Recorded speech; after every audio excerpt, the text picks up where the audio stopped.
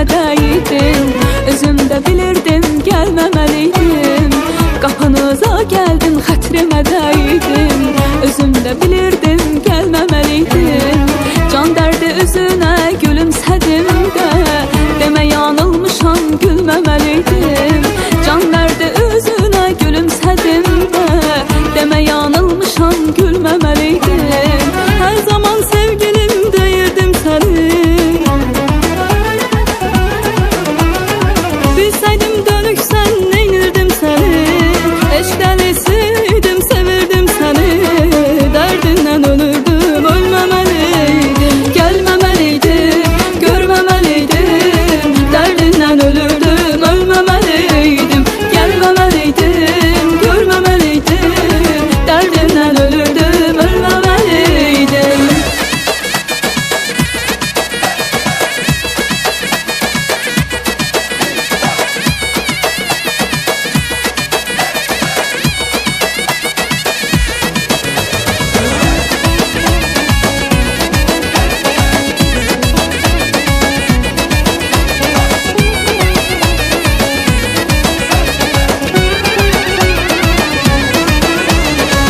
Eşq adlı bir şən alışıb yandı.